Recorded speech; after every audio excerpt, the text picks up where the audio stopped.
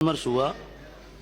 मैं आपसे निवेदन करना चाहता हूं कि आजादी के बाद जो संविधान बना, क्योंकि उससे पहले राजतंत्र था और हम सभी अंग्रेजों के गुलाम थे। बाबा साहब ने जो संविधान बनाया, इसमें यह शर्त रखी कि हमारे देश में विभिन्न जातियां हैं और विभिन्न धर्मों के लोग रहते हैं। उसमें जो जाति और जनजाति, अनुसूचित जाति जो गांव में रहती थी उनको अनुजाति का दर्जा दिया गया और जनजाति वो की जंगलों में रहती थी। लेकिन मैं अभी जो देखता हूं, और बाबा साहब ने अपनी पुस्तकों में भी लिखा है कि जनजाति के साथ में इतना अस्पृश्यता का व्यवहार नहीं होता था, छुआछूत का व्यवहार नहीं होता था। जाति जो है अनुसूचित जाति, उसके साथ छुआछूत का व्यवहार था। यह कोई गरीब उन्मूलन प्रोग्राम नहीं था। बाबा साहब ने जो आरक्षण दिया, उसकी जो मूल भावना थी कि जिस तरह से हमारी बॉडी में अगर एक अंग कमजोर होता है, उसको दवाई दे के ठीक किया जाता है ताकि अपाहिज नहीं कहलाएं, उसी प्रकार हमारे समाज में वर्ण व्यवस्था थी। सबसे ऊपर ब्राह्मण, दूसरे नंबर पर क्षत्रिय, तीसरे नंबर पर वैश्य और चौथे नंबर पर शूद्र। तीनों का भार हमारे ऊपर था। तो बाबा साहब ने कहा था कि अगर आपको इस देश को विकास करना है तो इस खड़ी लाइन को पड़ी लाइन कर दो, सबको समानता का दर्जा दे दो, हमारे देश को कोई विकास से रोक नहीं पाएगा। उसी भावना के अनुरूप कांग्रेस ने बाबा साहब के संविधान को मान्यता दी। वो जब इनक्लोज लिखते थे संविधान का, तो वल्लभ भाई पटेल, नेहरू जी सब उसको स्वीकृति देते थे, संविधान बना। उस वक्त जिनका ये विवरण दे रहे हैं, इन लोगों का कोई लेना देना भी नहीं था। अभी ये बात भी आई कि गांधी जी का और उनका विवाद था, इस तरह की कोई बात नहीं थी। लेकिन बाबा साहब ने यह जरूर तबका है जिसको हम अछूत समझ के बाहर रख रहे हैं, वो पशु की जिंदगी जीने के लिए मजबूर हैं। अगर उन्हें हमें बराबर लाना है तो हमें आरक्षण देने की आवश्यकता रहेगी। और उन्होंने ये कहा कि आरक्षण ये जब तक ही रहेगा जब तक इस देश में जाति व्यवस्था रहेगी। तो मेरा आपसे आग्रह है सभापति महोदय कि इस देश में सामाजिक समानता और आर्थिक समानता जब तक नहीं आएगी, जब तक ये जो है आरक्षण जारी रहेगा। क्योंकि चाहे आज आरक्षण आज ही खत्म कर दे, आरक्षण के नाम पे हमें गाली बहुत पड़ती थी, लेकिन अब तो ठीक हो गया कि ओबीसी को 27% आरक्षण, 10% श्रमण जाति को आरक्षण, कुछ गाली कमजोर हो गई। लेकिन मैं आपसे आग्रह करना चाहता हूं कि यदि आप इस देश को विकास की ओर ले जाना चाहते हो तो हमारे धर्म को सबसे पहले, जो हमारे समाज के ऊपर ये छुआछूत का कलंक है, इस कलंक को हमें खत्म करना पड़ेगा। छुआछूत तो हम तो करते नहीं, इसलिए हम चाहते हैं कि जिन्होंने ये गलती की है, ये सुधार उनको करना चाहिए।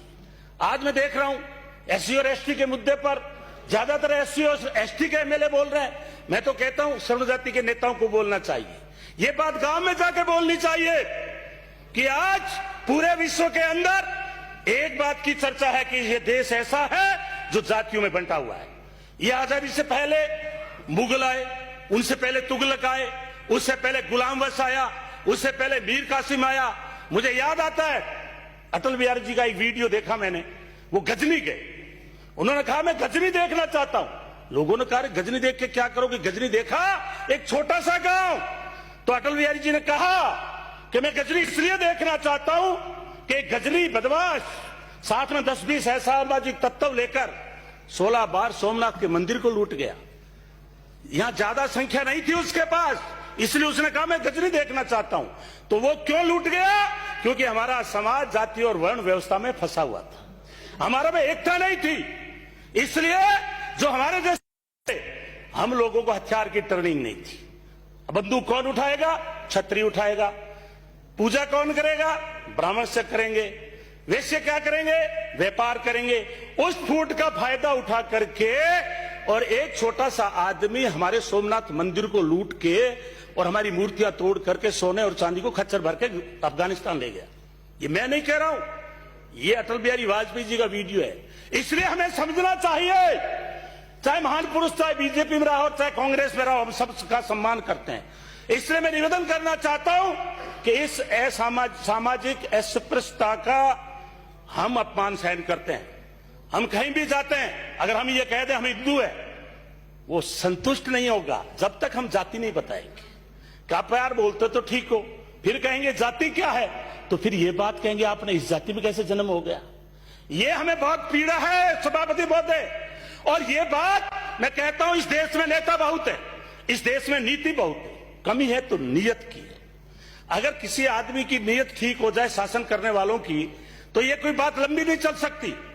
क्योंकि डॉक्टर अंबेडकर ने कहा था संविधान बड़ा है, लिखित है, पूरे विश्व में प्रशंसा होती है आज भी, लेकिन अगर संविधान को चलाने वाले लोग, सत्ता में बैठने वाले लोग अगर इस संविधान को ठीक तरह से नहीं चलाएंगे तो ये संविधान गलत कहलाएगा, गंदा कहलाएगा। इसलिए मैं आपसे निवेदन कर रहा हूं कि यदि आप लोग हमें आरक्षण दे रखा है, लेकिन अगर शासन चलाने वाले ठीक नहीं होंगे तो आरक्षण पूर्ण रूप से लागू नहीं होगा। और जब तक हमारी सामाजिक और आर्थिक स्थिति ठीक नहीं होगी तो हम कभी रोड मांगेंगे, कभी हम स्कूल मांगेंगे, फैक्ट्रियों की दौड़ में तो हम है ही नहीं। अभी तो हम सरकारी नौकरियों में उलझे हुए पड़े हैं, उसमें भी मलाई वाले पद हमारे वालों को कम मिलते हैं। हमारे को पद कौन से मिलेंगे, सभापति पद वो मिलेंगे जो लूखे सूखे हैं। इसलिए मैं ज्यादा उस गहराई में नहीं जाना चाहता। अगर पिछली सरकार में देखेंगे तो कोई ढंग का कैबिनेट मंत्री भी एससी का नहीं मिलेगा, तो हम तो आपके ऊपर आधारित रहते हैं। इसलिए मैं आपसे आग्रह करना चाहता हूं, और यदि हमारा कोई तेज तर्राट आदमी बोल गया तो टिकट की गड़बड़ हो जाएगी, टिकट कट जाएगी उसकी। इसलिए पिछली बार कुछ लोग बीजेपी में बोले, डांगाबाज कांड हुआ, एक एमएलए चली गई, थोड़े दिनों बाद मैंने पढ़ा कि कोटा में पुलिस के द्वारा पिटाई हो रही है, उसके ऊपर मुकदमा उल्टा हो रहा है। तो मैं कहना यह चाहता हूं आपसे कि आज हमें यह विचार विमर्श करना पड़ेगा, क्योंकि सामने बैठे हैं वो भी बुद्धिजीवी हैं, शासन चला चुके हैं, सारी बात अच्छी तरह से जानते हैं। लेकिन हमारी एक पीड़ा है, हम आर्थिक कमजोर रहने को तैयार हैं, हम झोपड़ी में रहने को तैयार हैं। हमने मोमबत्ती देख करके उसको रात को उजाला करके पढ़ाई की, एमए की, सामाजिकल हॉस्टलों में रहे, हमें कोई दर्द नहीं, हमें लुखी सो की रोटी मिली। आज भी हमारा बच्चा जो समाज कल्याण हॉस्टल में रह रहा है उसको कोई किसी तरह की बड़ी सुविधा नहीं है। हम जब हॉस्टल में जाते हैं, गद्दे पुराने हैं, चद्दर मेली पड़ी है, आटे में इलिया पड़ी है, सब्जी आती है उसमें भी आधा सुपरडेट माल बढ़ा जाता है। इसलिए बहुत सारी बातें हैं, वो परिस्थिति हम झेलने को तैयार है। पानी एक समय था कि 2-2 किलोमीटर से लाके पीते थे, लेकिन आज मैं कहना चाहता हूं सभापति महोदय कि अगर हम 200 आदमी ये सोच लें कि हमारे देश में समानता हो, जाति के नाम पे किसी को अपमानित ना किया जाता हो, जाति के नाम पर के ऊपर से पानी नहीं पिलाया जाता हो। जब मैं नोखा में गया सभापति महोदय, मेरे से जो पहले एमएलए थे उनको खाने के बर्तन साथ में रखने पड़ते थे, उनको पानी का लोटा साथ में रखना पड़ता था। मैं तो कहता हूं एक दिन अछूत बन के हमारी तरह आप जी के देखो, ताकि आपको एहसास हो कि अछूत का जीवन क्या है। इसलिए मैं आपसे आग्रह करना चाहता हूं सभापति महोदय कि मैं ना आपसे धन की मांग कर रहा हूं, वो जो सुविधा है सभी आप इस संविधान के अंदर वो दें। मैं तो आपसे एक ही मांग कर रहा हूं, हमें आत्म सम्मान चाहिए। आप जाति के नाम पर हमें नीचा मत समझिए, इससे ये आपके भी देश में कलंक लगा हुआ है। अगर इस कलंक को जल्दी से जल्दी जितना मिटाओगे उतना ही आप विश्व में जो है बराबर का दर्जा प्राप्त करेंगे। क्योंकि आज आप विश्व शक्ति कहलाते हो, आप विश्व गुरु कहलाते हो, बड़ी बड़ी हम बात करते हैं। लेकिन डॉक्टर ने कहा था और उससे पहले उन्हें गुरु ने कहा था कि शिक्षा के बगैर कुछ भी नहीं है, शिक्षा एक शेरनी का दूध है। आज आईएएस बने बैठे हैं, आज सभापति महोदय आप बैठे हैं, हमारे प्रतिपक्ष के नेता बैठे हैं। अगर हम एजुकेटेड नहीं होते, हम किताबें नहीं पढ़ते, हमें ज्ञान प्राप्त नहीं होता। इसलिए हम अंधविश्वास की तरफ बदले जाइए। आज पूरे देश का पिछले 5 साल में माहौल खराब है, जाति और धर्म के नाम पे लोगों को मारा जा रहा है, जगह जगह दंगे करवाए जा रहे हैं। आखिर ये कौन करवा रहा है? क्या कोई विदेशी ताकत है यहाँ पे? क्या यहाँ कोई पाकिस्तान का इन्वॉल्वमेंट है या कोई दूसरे चाइना का इन्वॉल्वमेंट है?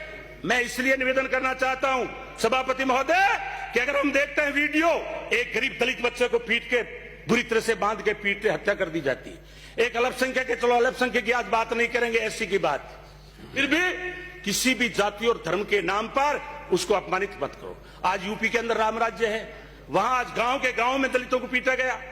इसलिए मैं आग्रह करता हूं कि जो भी अपराध करेगा वो दबंग जाति का होगा। 2 मिनट में और दबंग जाति का नेता ही यहाँ पावरफुल होगा, तो फिर आखिर उस अपराधी को कौन पकड़ेगा? इसलिए मैं हाथ जोड़ के निवेदन करता हूं, हमें आप कुछ मत दो, लेकिन हमें बराबर का सम्मान दे दीजिए, ताकि हमारे देश की तरक्की हो और विश्व में जो हमारा असामाजिकता का जो कलंक लगा हुआ है, इस हम कलंक को मिटा सके, ताकि आपको बार बार धर्मांतरण के नाम पे प्रदर्शन नहीं करना पड़े। एक आदमी की क्या औकात कि ईसाई धर्म के नाम पे वो धर्मांतरण करा रहा है? देश हमारा है, हम लोग देश के हैं, इसलिए आप यहां, चूंकि आपको मीडिया में खबर बनानी, उसकी बजाय एक प्रभावशाली आदमी अगर उस गरीब को इज्जत देगा, वो आदमी धर्म परिवर्तन नहीं करेगा। मैं एक उदाहरण देके बैठूंगा। मेरे एक यहाँ बेगवाल अलादीन बन गया, मुसलमान धर्म परिवर्तन कर लिया। मैं गया, मेरे मामा लगता था, मैंने कहा मामा, सगनाराम नाम था, थोड़े दिन पहले की बात है, कोई 10-20 साल पहले। मैंने कहा आप अलादीन कैसे बने? उन्होंने कहा गोविंद राव, मेरे पे 20,000 रुपया कर्जा था, मैं किसी के पास जाता हूं बढ़िया उधार नहीं देता, किसी के पास जाता हूं उधार पैसा नहीं देता, किसी के पास जाता हूं कि पानी पिला तो जाति पहले पूछते हैं। आज मैं अलादीन बन गया हूं, मस्जिद में बैठा हूं, चारों तरफ से आराम से मेरे को नॉन वेज बकरे बढ़िया बढ़िया काट के खिलाते हैं, अच्छी मेरी सेवा करते हैं, मौलवी जी कह के मेरे को बतलाते हैं। मेरे तो कलंक मिट गया छुआछूत का।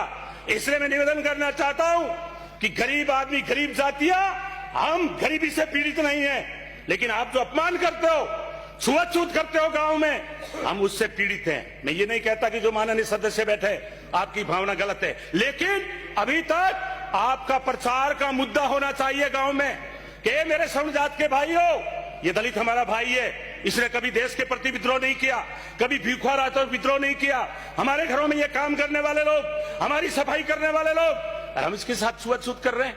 इसलिए मैं निवेदन करना चाहता हूं सभापति महोदय कि अगर हमें देश को विकास की ओर ले जाना है तो बाबा साहब ने एक कहा है, वे धन्य हैं जो अनुभव करते हैं कि जिन लोगों में हमारा जन्म हुआ है उनका उद्धार करना हमारा कर्तव्य है। धन्य है वे जो गुलामी का खात्मा करने के लिए सब कुछ न्यौछावर करते हैं, और धन्य वे हैं जो सुख और दुख, मान और सम्मान, कष्ट और कठिनाइयों, आंधी और तूफान की परवाह किए बिना तब तक संघर्ष करते रहेंगे जब तक अस्पृश्यों को, अछूतों को उनके मानवीय जन्म सिद्ध अधिकार ना मिल जाए। आपने समय दिया, इसी के साथ धन्यवाद, बहुत बहुत धन्यवाद। बलवान पुनिया।